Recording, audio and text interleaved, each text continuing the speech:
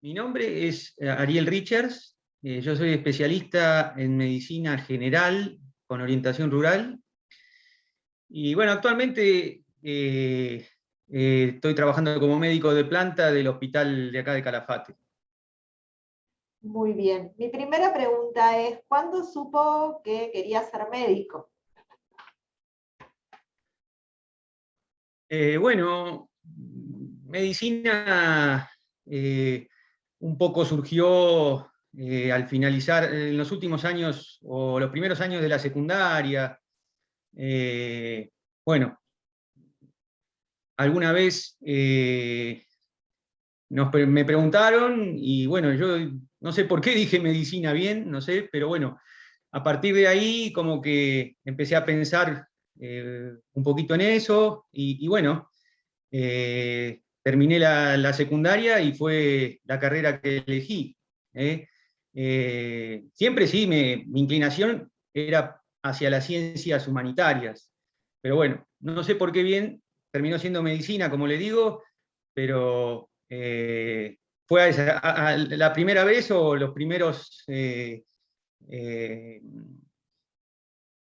cuando me preguntaban qué iba a hacer, fue a esa edad más o menos, a los 12, 13 años. Muy bien. ¿Y cómo fue que llegó a la Patagonia y a atender el lago Posadas, un pueblo de 400 habitantes? ¿No es así? Exactamente, más o menos alrededor de 400 habitantes actualmente. Bueno, la historia es un poco larga. Voy a tratar de resumirla para no extendernos mucho. Pero bueno, yo terminé la secundaria entonces y yo soy de Mar del Plata, así que en esos años en Mar del Plata no había facultad de medicina, así que me tuve que trasladar a Buenos Aires. Yo decidí irme a Buenos Aires, voy a ir a Buenos Aires o a La Plata, pero bueno, me fui a Buenos Aires y entré en la Facultad de Medicina de la UBA, ¿no? O sea, hice el CBC primero, primer año hice el CBC y después entré en la UBA. Eh, la verdad que, bueno, Buenos Aires nunca me gustó, nunca me gustaron las ciudades grandes en general. Eh, yo me fui cuando tenía 18 años recién cumplidos, me fui a vivir a una residencia universitaria. Bueno, ahí empecé a la carrera, a estudiar y bueno, con el transcurso de los años, la verdad que mi idea era ir para otros lugares, ir al sur. Siempre decía que me iba a ir al sur. Eh, Así que bueno, llegó el último año, yo tenía que hacer un, un internado, se hace el internado anual rotatorio, que son las prácticas, una vez que uno termina con todas las materias, y eso lo hice en Mar del Plata, en el hospital privado de la comunidad. Y ahí fue que conocí a un colega, perdón, un colega médico que estaba haciendo la residencia de clínica médica en el hospital privado de la comunidad, y me dice, mirá, me invitaron para ir a un viaje de exploración a la zona de San Lorenzo, en la provincia de Santa Cruz. Es un lugar bastante inhóspito, me dicen que no, los caminos son caminos vecinales, hay que contratar un transporte especial, te dejan a la vera de un río, y porque no hay puente, nada, el río hay que cruzarlo a pie con el agua hasta la cintura. Yo dije, buenísimo, me encantó, vamos, siempre me gustó esos, o me atrajo esta manera de experimentar en los viajes y, bueno, un poco esta aventura. Así que me fui para allá y bueno, el poblado, esto estamos hablando del año 1999, ya hace más de 20 años. El poblado más cercano a la zona de San Lorenzo que llegamos fue Lago Posadas. Ahí conocí por primera vez Lago Posadas en febrero de 1999. Y bueno, pero tuvimos un rato y seguimos porque íbamos para adentro nosotros, para la zona del Monte San Lorenzo. Y ahí estuvimos recorriendo, explorando toda la zona, como un mes casi. Eh, y la verdad que yo estaba, debo reconocer, ya los últimos años de la carrera de medicina, o el último año sobre todo, con alguna confusión y alguna crisis también existencial de que si realmente medicina era lo que yo quería hacer, o qué, porque tampoco sabía bien qué especialidad seguir. Así que bueno, es más, yo estando en Mar del Plata, haciendo el internado rotatorio en el HPC, empecé a estudiar arquitectura. Y yo hice un año de arquitectura ya haciendo las prácticas de medicina en el último año de la facultad, ¿no? Era medio, me decían, pero ¿cómo? Luego ya casi sos médico y estás haciendo arquitectura. Bueno, la verdad que me trataban un poco de loco, la familia, algunos amigos. Bueno, la cuestión después que terminé el internado y hice ese viaje, ¿qué me pasó? Yo decidí quedarme ahí en ese lugar, en el campo, adentro, en San Lorenzo en realidad. Porque hoy justo necesitaban ayuda en una estancia para hacer algunos trabajos de alambrado, bueno, mejorar los caminos. Y como yo no sabía qué hacerme, dije, bueno, bárbaro, me quedo acá. Me daban una cama para dormir, un lugar, y también la comida. Listo. Así que bueno, ahí me quedé 6 meses viviendo en el campo, en la nada. ¿Y qué me pasó? Me pasó que estando ahí, yo andaba a caballo, ya habían caído las primeras heladas y alguna nevada, y bueno, en un recorrido que estábamos haciendo por el campo, se resbala el caballo, se cae, y yo me caigo y me quiebro el hombro, me quiebro la clavícula. Bueno, imagínese, desde ese lugar eso fue a las 4 de la tarde aproximadamente. Estaba solo yo porque mis compañeros se habían adelantado y bueno, yo los perdí. Así que me quedé solo, tuve que ir caminando con el tiro hasta la casa donde estaba la estancia, donde vivíamos, que me llevó 1 hora y media aproximadamente. Llegar a la casa y tuve la suerte, o sea, que llegué antes de las 7 de la tarde, porque a las 7 de la tarde nos comunicábamos por radio, por VHF, con Bajo Caracoles, donde había también gente de la estancia para ver cómo andaba todo. Nos comunicábamos 2 veces por día, a la mañana, 10 de la mañana, y después a las 7 de la tarde. Entonces, cuando a las 7 de la tarde nos comunicamos, damos aviso de lo que me había pasado. Obviamente, ya era prácticamente de noche, porque estábamos hablando de el otoño avanzado, y entonces no podía venirme a buscar. Estábamos a más o menos 70, un poquito más, 80 kilómetros casi del pueblo. Así que me quedé toda la noche ahí, me hice una inmovilización yo, me dieron un analgésico para tomar y me quedé ahí hasta el otro día, que me fueron a buscar desde el puesto sanitario de Lago Posadas, justamente. Y bueno, ahí primero viene la ambulancia, cuando llega al río, el río estaba muy alto, no podía cruzar, tuvieron que volver hasta el pueblo, buscar ayuda con otros vehículos más grandes, 4x4. Bueno, fue toda una movida, llegamos de regreso al puesto como a las 3, 4 de la tarde, o sea, 24 horas después de que me fracturé. Y en el puesto estuve un rato, pude descansar, me cambiaron el vendaje, me atendió un médico que hoy somos amigos, la verdad que, bueno, una gran persona, además de gran médico. Y me mandaron a Perito Moreno, que es la localidad más cercana, que tiene un hospital, donde se puede hacer una radiografía, se pueden hacer análisis, y un yeso, bueno, tiene, digamos, una complejidad media. Así que bueno, yo estuve en Perito Moreno ahí unos días en el hospital internado, porque yo no tenía dónde estar. Ahí conocí al director del hospital, el doctor Bindi, que es un médico que llegó a la Patagonia en el año 1951. Todavía vive, tiene cerca de 90 años. Bueno, y hablando con el doctor Bindi, me dice, usted si quiere, Richards, lo que puede hacer es volver a Buenos Aires, rendir el examen, hacer la residencia y después se viene a trabajar con nosotros. Ah, bueno, bueno, bárbaro. Yo pensando, la verdad que estaría bueno, digo, bueno, volví a Lago Posadas para ir al campo, una vez que me recuperé un poco. Cuando paso por Lago Posadas para saludar al médico que me había atendido, el médico en ese momento justo había salido, me dice, no, la enfermera me dice, mira, se fue a Bajo Caracoles, porque bueno, hoy le tocaba atención en Bajo Caracoles para el control de niños sanos, embarazo, entrega de leche, etc. Ah, bueno, bueno, déjele saludo, yo seguí para el campo porque yo me quedé un tiempo más después. Y bueno, así que un poco yo viví de alguna manera como médico recién recibido y como paciente me tocó, ¿no? Vivir esa experiencia. Y dije, bueno, esto, la verdad que me encantó y dije, esto es lo que quiero hacer después de pasar por todo eso. Así que me quedé un tiempo más ahí en el campo y volví a Buenos Aires, me puse a estudiar para el examen de residencia y el primer lugar que rendí o que me anoté fue provincia de Santa Cruz para hacer medicina general y rural.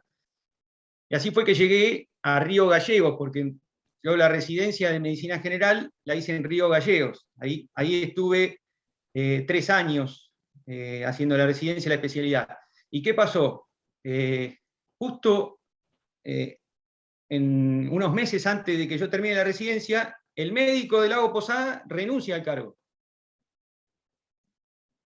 Así que ya enseguida me avisan, mirá, mire, Richard, usted ya termina la residencia y ya tiene destino, ¿no?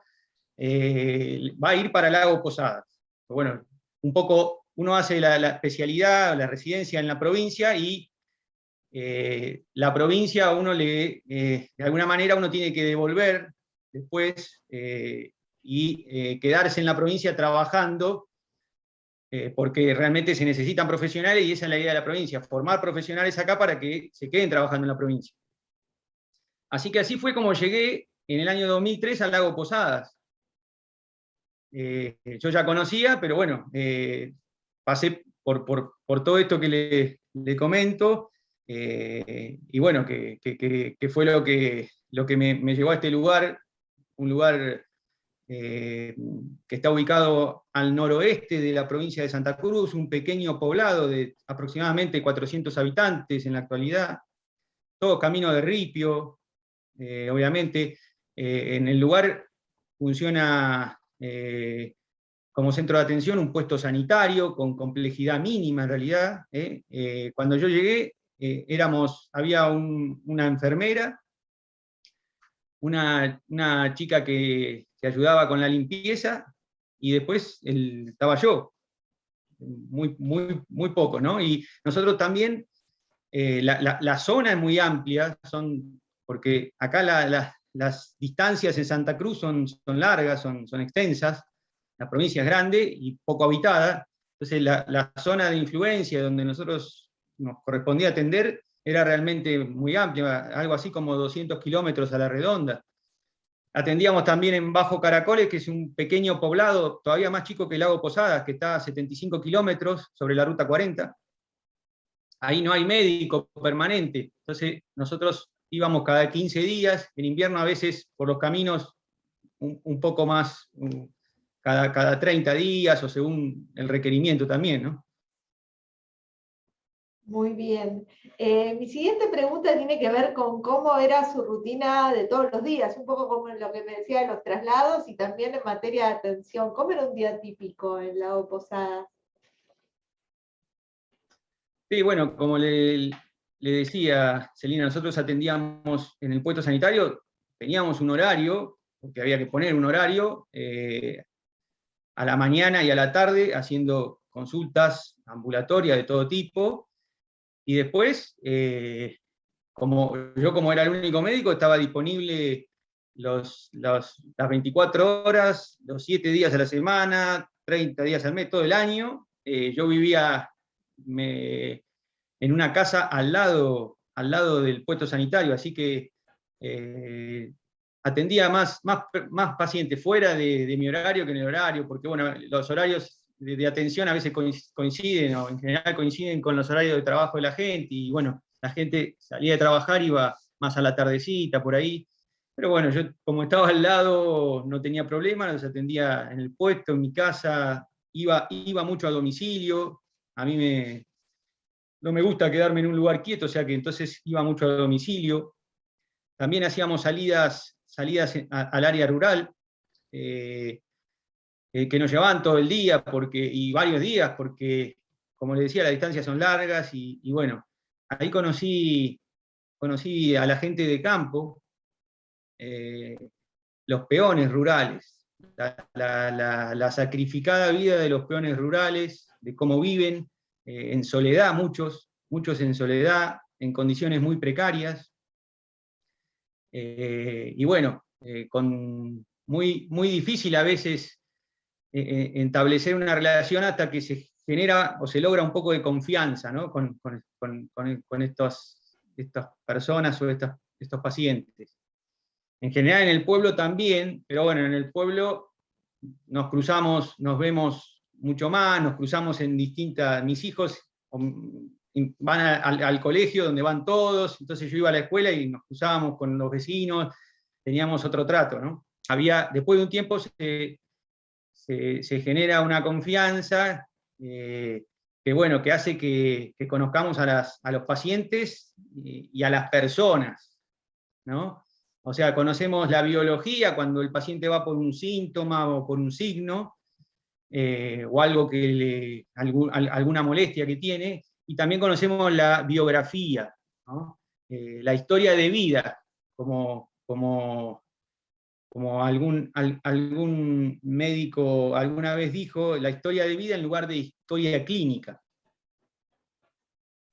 Muy bien.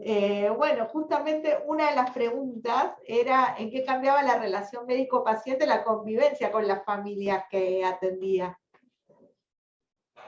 Y bueno, justamente una de las cosas es esa, ¿no? El tiempo que uno tiene, ¿no? Básicamente el tiempo que uno le dedica a la consulta. Y conocer, si el paciente lo permite, ¿no? Y uno puede generar un buen vínculo, conocer un poquito más de la persona. Me parece que eso es algo, un rasgo diferencial, fundamental en lo que tiene que ver a la práctica de medicina rural o en estos lugares, o en relación a la práctica en lugares más grandes, en ciudades más grandes, o la medicina urbana, no sé. Y bueno, uno conoce un poco más a la persona, y al misterio también del ser humano, ¿no? A lo que tiene que ver con ese misterio que muchas veces bueno, se da con el tiempo y al lograr una buena relación entre el médico y el paciente, ¿no? Muy bien. En cuanto a los problemas de salud, ¿cuáles eran los principales problemas de salud y también sociales que presentaban las familias en esa zona? Sí, un poco, en general, los problemas eh, similares a los que yo veo actualmente. Yo me encuentro en Calafate hace unos años, ya no estoy más en Lago Posadas, y bueno, los problemas de salud, digamos, agudos, son parecidos, tienen que ver con infecciones o cuadros respiratorios, bueno, las enfermedades crónicas no transmisibles, obviamente también lo que tiene que ver con la diabetes, la hipertensión, el sobrepeso, la obesidad, bueno, dolencias o cuadros intestinales. Después por ahí específicamente, o no sé si estadísticamente significativo, pero uno ve por ahí alcoholismo, mucho alcoholismo en la gente que vive ahí, que es también una cuestión, esto tiene que ver con algo cultural, ¿no? La gente en el campo toma alcohol, cuando toma alcohol, toma mucho. Y después también, bueno, trastornos en la salud mental, ¿no? enfermedades, obviamente, o cuadros que vemos también en la ciudad. Pero bueno, acá quizás tiene más que ver con la soledad, el aislamiento. Eso es algo que a mí realmente me dejó una marca muy grande, ¿no? Porque yo me acuerdo de llegar a las estancias y encontrarme con algún peón solo, que por ahí hacía 2 o 3 meses no hablaba con nadie. Y bueno, establecer un vínculo ahí es difícil, y como le digo, uno se siente muy pequeñito al lado de la inmensidad del misterio que es el ser humano en ese caso, ¿no? Y bueno, y uno solamente se sienta a escuchar y a ver cómo puede ayudar, ¿no? De qué manera. Igual esa gente se cura sola, yo nunca curé a nadie de la gente del campo, te diría. Esa gente se cura sola. Lo que necesita esa gente es que alguien la escuche, pasar un rato, salir un poco de la rutina. Y eso, ahí es donde, bueno, la parte humana de la medicina realmente tiene mayor relevancia, ¿no? Totalmente. Y bueno, hablaba de esto de conocer al paciente, de ganarse su confianza. Imagino que a lo largo de 6 años debe haber tenido anécdotas con los pacientes, ¿alguna que quiera recordar? Sí, sí, hemos tenido algunas anécdotas, algunas divertidas, o que quizás, me acuerdo bueno, un caso de una chica embarazada, un embarazo gemelar, eh, y que lo estábamos controlando en el pueblo, venía todo bien. Nosotros ahí en Lago Posadas no se hacen partos, porque bueno, la verdad que la complejidad es mínima y llega a pasar algo en el momento del parto, alguna complicación obstétrica o después con el recién nacido, la verdad que es un riesgo muy alto.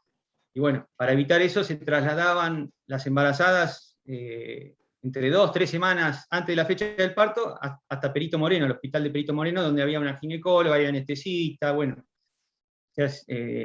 hay un pediatra que hace las recepciones del recién nacido. Pero bueno, nosotros las controlábamos en el pueblo y un par de semanas antes de la fecha de parto se derivaba a la paciente. En ese momento venía todo bien, así que bueno, Vanessa, cuidate, cuando nos cruzábamos por la calle o en los controles, todo bien, Vanessa, ten en cuenta, acordate que tu embarazo es gemelar, te tenés que cuidar, cualquier síntoma, cualquier molestia, por favor, no dejes de avisar, de ir al puesto, así te evaluamos. Sí, sí, doctor, quédese tranquilo. Bueno, la había visto, no sé, 3 o 4 días antes, todo bien. Estábamos en el puesto a la tarde un día, viene Vanessa, doctor, me dice, me estoy perdiendo líquido, me parece, no sé si rompí la bolsa, digamos, o sea, la bolsa de los amnios, tengo alguna molestia, dolores. Vanessa era flaquita, la verdad que la panza, todavía tenía una panza grande, pero no parecía de un embarazo gemelar cuando uno la veía a simple vista. Bueno, la verdad que en ese momento la acostamos en la camilla, la controlamos, los latidos bien, del bebé, de los 2 bebés. Cuando la voy a revisar, bueno, le hago el tacto para ver cómo estaba el canal del parto, todo. Me encuentro con que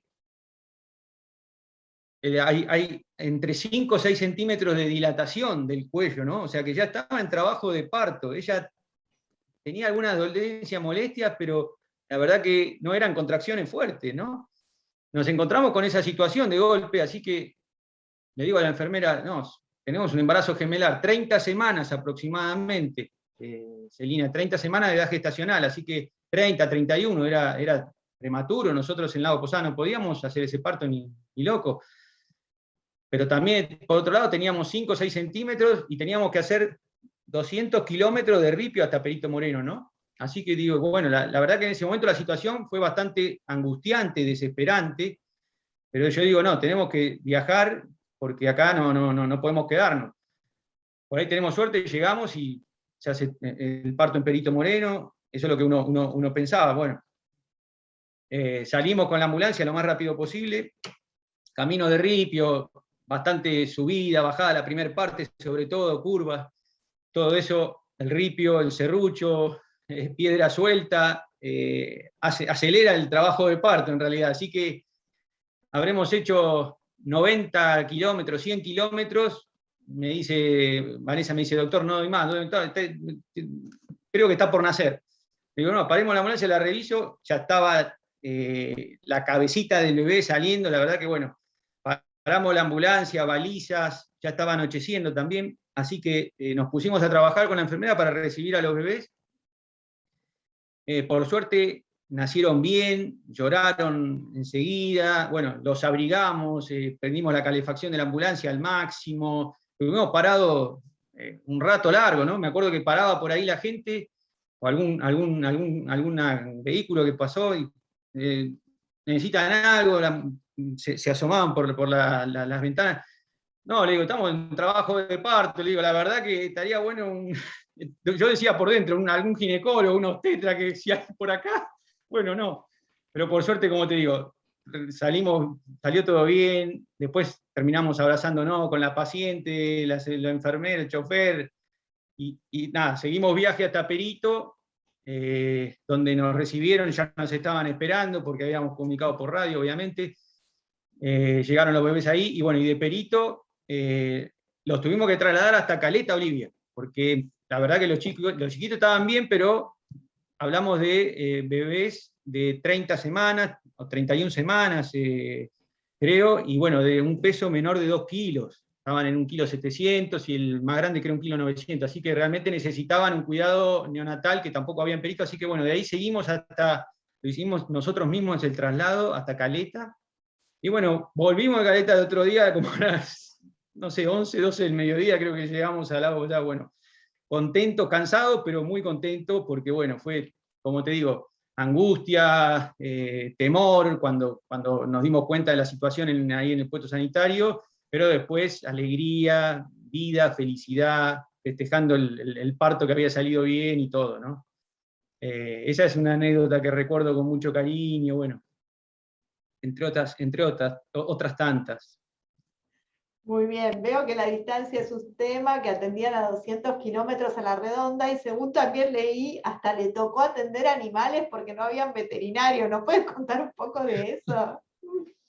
Sí, bueno, era nosotros el puesto sanitario, el único puesto ahí en el lugar, en la zona, y bueno, y en la zona hay muchos animales, o sea, caballos todo el mundo tiene en el pueblo, de todo, caballos, bueno, y lo que nos pasó con un caballo, sí, se lastimó, una herida grande en la pierna, infectada. Me acuerdo que bueno, nos llaman, viene el dueño del caballo, y dice, por favor, podríamos ir a verlo, porque le veía fea la pierna, le salía pus, tenía una herida infectada fea, así que lo curamos con agua oxigenada, Pervinox, todo lo que teníamos, usamos como 1 litro de cada sustancia o líquido, y después le hicimos una buena dosis de penicilina G, inyectable, y bueno, y lo controlábamos todos los días, y anduvo bien, por suerte se curó, bueno, así que sí, nos tocó también el ayudar a una perra que estaba pariendo, me acuerdo, que se le había quedado atascado uno de los cachorritos en el canal del parto, bueno, tenía de cola, medio complicado también, bueno, ahí uno tiene que estar dispuesto a hacer un poco de todo, ¿no? Porque bueno, eso es es parte de la vida cotidiana y de esos lugares así inhóspitos donde no hay otra persona que pueda hacer eso a veces. Muy bien. ¿Qué recompensas o satisfacciones personales y profesionales encontró usted en atender en un lugar como este? No, yo agradecido a la vida de haber estado ahí esos 6 años, trabajando, ayudando. Bueno, siempre también la posibilidad de, como yo le decía antes, de indagar o profundizar un poco en los misterios del ser humano, ¿no? Y de conocer más y de conocer más a las personas y no tanto o sea, no quedarme en los pacientes o las enfermedades solamente, ¿no? Que nos pasa en la actualidad en las grandes ciudades, ¿no? Un poco eso, yo creo que, bueno, y además también uno realmente con muy poco se da cuenta de que puede ayudar mucho, porque esas personas, hay gente que de ahí de la zona, que nació ahí, en el campo, y gente que no está acostumbrada a ir al médico, no va al médico. Y bueno, yo aprendí más de ellos que lo que yo les pude enseñar o en algún momento ayudar por algún motivo particular. O sea, ellos me enseñaron de la vida, de lo simple y lo bello, y de lo bien que uno puede estar sin nada de lo que a veces uno piensa que nos va a hacer más feliz, ¿no? Sin, Muy bien. De hecho, bueno, otra de las cosas que leí es que usted ya instalado a Calafate fue como parte de un grupo de voluntarios a Chaco para atender la pandemia de COVID-19. ¿Cómo fue esa experiencia? Bueno, sí, también una experiencia muy, muy linda, o sea, más allá de la situación, que obviamente no era nada lindo, pero muy enriquecedora y de crecimiento para mí, de poder compartir esto con colegas, con otros profesionales de la salud, y de poder ayudar en un lugar donde realmente se necesitaba, ¿no? Con algo concreto, como es recurso humano en este caso. Yo fui como parte de un grupo de médicos itinerantes, y bueno, y también al poder ayudar ahí en el Hospital Perrando, estuvimos en Resistencia, en un momento donde Chaco era la provincia que más casos, después de Buenos Aires, que más casos de COVID estaba teniendo. Así que bueno, fue realmente, en ese sentido, me hizo sentir muy útil y muy bien poder ayudar a otras personas.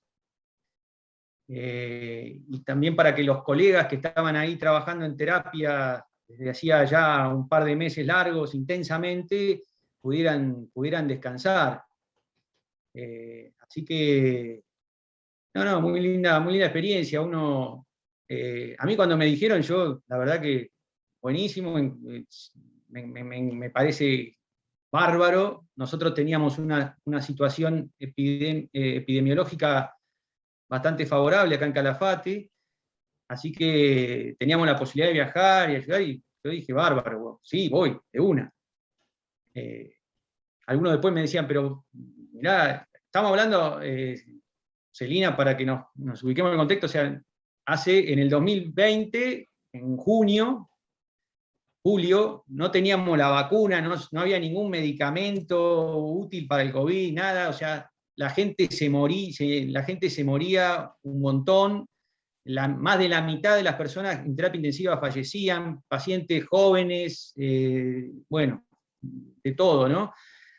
había fallecido hacía poco el jefe de la terapia intensiva del doctor Ferrando, el doctor Duré, porque había intubado a una paciente sin el barbijo. En ese momento parece que no sé si no tenía, no se lo puso, el barbijo del N95, que realmente es o sin el equipo de protección adecuada.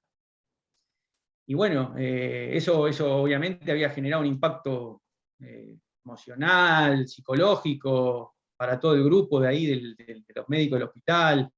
Bueno, fue duro, pero yo, la verdad que también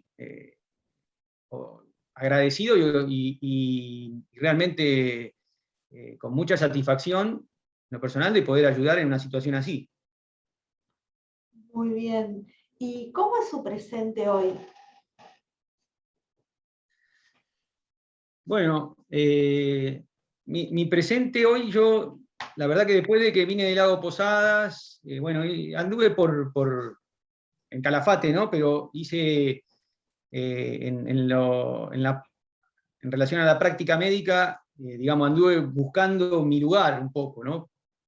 Hice mucho consultorio, guardias en emergencias, internación, y bueno, hace ya 4 o 5 años que venía haciendo algo de terapia intensiva, ¿no? Empecé en el 2015, 2016, bueno, un poco también por necesidades de recursos humanos. A mí me gustaba, yo tenía alguna formación, o había hecho algunos cursos y me gustaba básicamente. Así que bueno, empecé a meterme un poco en la terapia intensiva.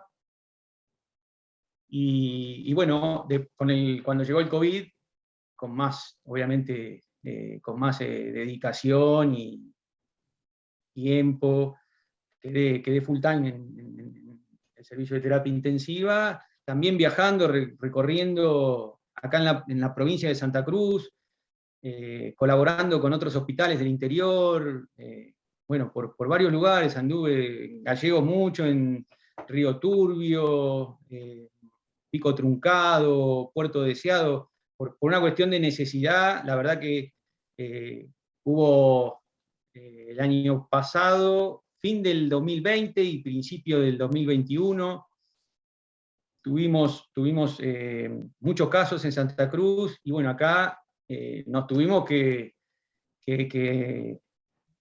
preparar y adecuar un poco en el momento, porque realmente normalmente no hay tantos pacientes en terapia intensiva, ¿no? Y bueno, y los hospitales en el interior, algunos están preparados, tienen el espacio físico, los recursos técnicos, pero el problema siempre es el recurso humano, ¿no?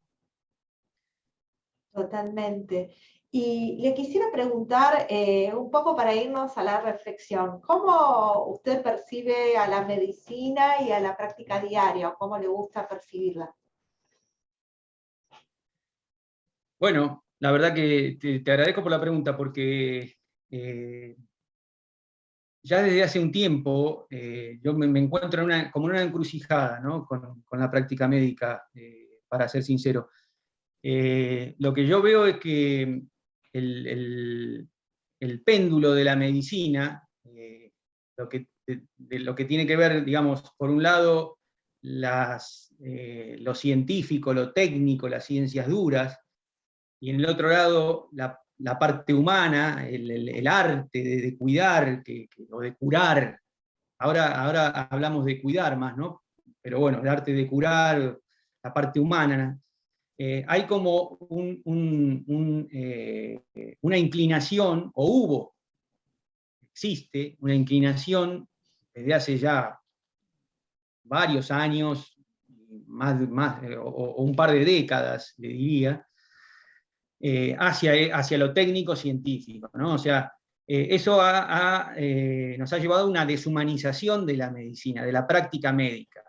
Nos hemos vuelto expertos en tratar enfermedades, pero muy poco práctico, muy poco, con poca praxis en tratar pacientes con enfermedades. o sea, o muy a veces hasta ineficaces para tratar pacientes con enfermedades. ¿Por qué? Porque estamos en la cabeza, el médico o la formación médica se orienta mucho a lo técnico, científico, a los datos duros.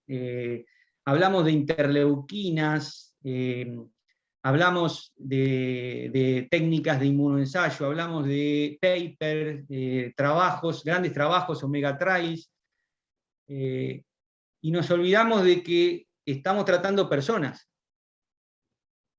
que tienen problemas de salud. Entonces, creo que hay una deuda pendiente que tenemos que primero darnos cuenta y admitir descarnadamente el problema que tenemos, y bueno, y decir, una vez que lo aceptamos y lo reconocemos, decir, bueno, a ver, ¿cómo podemos hacer para mejorar y cambiar esto? Lo peor que podemos hacer es adoptar la estrategia del avestruz, que esconde la cabeza para no ver nada. No. Visualizamos el problema y decimos, bueno, vamos a tratar de hacer algo, porque esto no puede seguir así, porque la gente no está mejor. La gente, hay muchas expectativas, se crearon a través de los avances médicos, tecnológicos sobre todo, pero que no se condicen con la salud de las personas. O sea, hay dos elementos, me parece que son fundamentales en la práctica médica actual, que tienen que ver con esta impronta tecnológica, o sea, este avance y lo que la tecnología termina por representar para la medicina, y por otro lado el tiempo. O sea, cada vez tenemos menos tiempo para atender a los pacientes. Entonces, no podemos hacer una buena historia de vida. Hacemos apenas una historia clínica e incompleta. Entonces, me parece que tenemos que ver la manera de construir un puente que una lo científico, lo tecnológico, que es, obviamente, no podemos hacer medicina sin eso. Yo no digo que no a la tecnología, no. Digo que encaucemos en un mejor curso el uso de todas estas cuestiones técnicas o tecnológicas, y construyamos un puente que, o tratemos de armonizar todo esto con la parte humana. No podemos ejercer medicina sin tener en cuenta que estamos tratando a una persona, a un ser humano. O sea, por eso yo digo, no, realmente, si no nos damos cuenta de eso, y no cambiamos eso, primero que no vamos a tener mejores respuestas a nivel de la salud en general de la gente. Y después, por otro lado, nosotros mismos, como profesionales médicos, trabajando de esa manera, no nos hace bien, no nos hace sentir bien, no somos felices con lo que hacemos. Entonces, yo lo veo en el ambiente laboral en general, del hospital acá, y en general sé que es así, por lo que leo, por lo que uno intercambia con otros colegas y demás.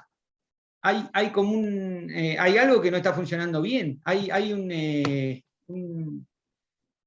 no somos felices básicamente con lo que hacemos, porque el sistema muchas veces nos pasa por encima, nos ha pasado por encima. Entonces, pero tenemos que parar la pelota y decir, bueno, a ver, ¿cómo hacemos? Esto no puede seguir así. Yo creo que para humanizar la medicina tenemos que humanizar al médico. Y eso desde el pregrado, o sea, desde la formación médica en la facultad, ¿no? Creo que hay una deficiencia en ese aspecto. Así que bueno, yo por eso digo, en un momento que yo estaba haciendo mucho consultorio, y veía eso, esas consultas taquicárdicas, donde no tenés tiempo, donde vos sabés que no le estás brindando una buena atención al paciente,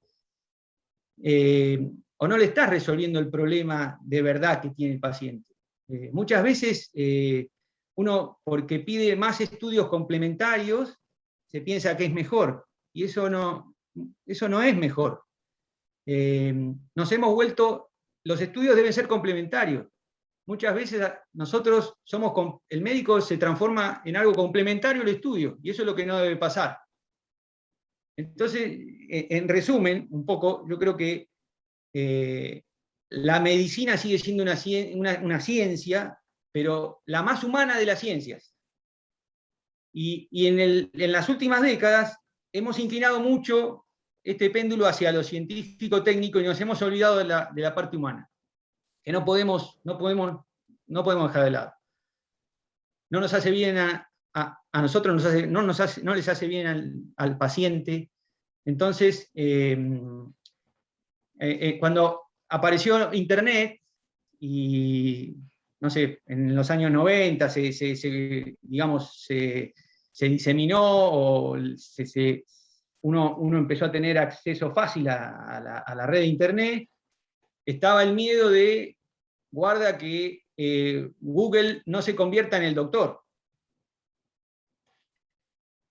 El otro día escuchaba un médico que reflexionaba sobre esto, y que decía, sí, está bien, no, es un problema, porque cuando apareció Internet estaba el miedo de que Google se convierta en el doctor. Ahora el problema es que los doctores se conviertan en Google, o los médicos se conviertan en Google, que no es lo que nos está pasando. Y ahí es donde yo aprendí mucho de la medicina narrativa, o me acerqué mucho a la medicina narrativa, leí, tuve la posibilidad de acceder a algunos artículos y escucharlo en forma presencial, estar en una charla con el doctor Daniel Flinchentray. La verdad que, bueno, eso a mí me hizo ver un montón de cosas que uno a veces no se da cuenta, o en la vorágine de la cotidianidad uno no tiene tiempo para pensar, pero que no pueden seguir así. O sea, que nos tenemos que dar cuenta que esto hay que cambiar. Y bueno, y no olvidar por sobre todo que el paciente, la persona, debe ser el centro de nuestra atención y digamos, nuestra única o mayor prioridad.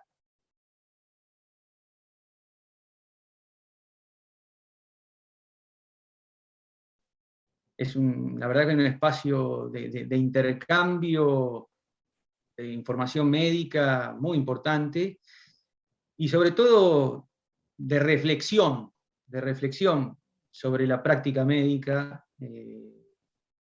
por todo esto que hablamos hace unos minutos. O sea, yo conocía la medicina narrativa a través de Intramed, y eso es lo que a mí me planteó en esta encrucijada, que un poco creo inconscientemente, puede ser de alguna forma también, me alejó de la práctica médica que yo no quería hacer, o que yo no quiero hacer. Así que bueno, realmente conozco a algunos profesionales que trabajan en Intramed, y todos son de alta calidad profesional, docente, y siempre hay un montón de cosas para seguir aprendiendo, ¿no? Bueno, muchísimas gracias.